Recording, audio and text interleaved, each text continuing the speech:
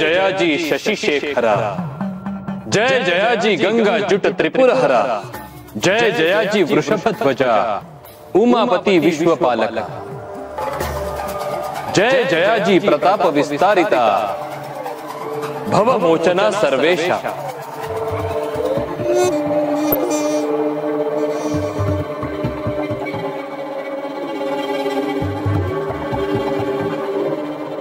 शुक्राचार्य, तुमची प्रार्थना माझ्यापर्यंत पोहोचली, बोलावे।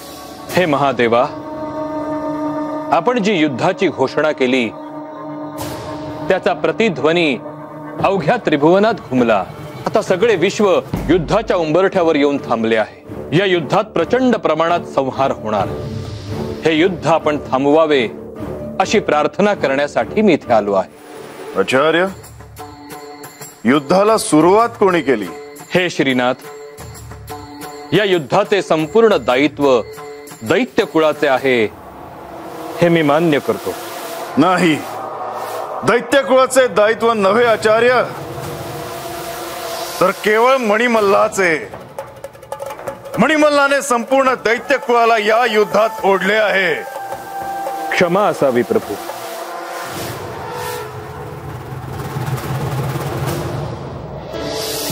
आचार्य, आपण क्षमा का मागता आहात? माते, कारण मणी आणि मल्लांना मी या युद्धापासून रोखू शकलो नाही। ब्रह्मदेवानी त्यांना वरदान दिले आणि आपण या त्रिभुवनाचे राजे आहोत असे त्यांना वाटू लागले। सुरुवातीला त्यांनी कल्याणाचे राज्य केले, जे असुर परंपरेच्या विरुद्ध होते। नंतर त्यांनी आपले खरे रूप दाखवलेच। दैत्य कुळाच्या उद्धारासाठी ही योग्य संधी होती, पण मणी आणि मल्लांचा अहंकार बाधक ठरला। आचार्य, सत्याच्या मार्गावर चालणाऱ्या सदाचारी माणसांवर अन्याय झाला आणि मी शांत बसून राहिलो असे होणार नाही। मणिमल्लांना असत्याच्या मार्गाचे मूल्य चुकवावे लागणार। क्षमा असावी प्रभू, पण मी नम्रपणे विनंती करतो, आपण मणी आणि मल्लांना क्षमा करून त्यांना आणखी एक संधी द्यावी। आचार्य, काय बोलता? पृथ्वी, पाताळ, स्वर्ग या त्रिभुवनाला पेटीस धरणाऱ्या त्या नराधमांना क्षमा असावी।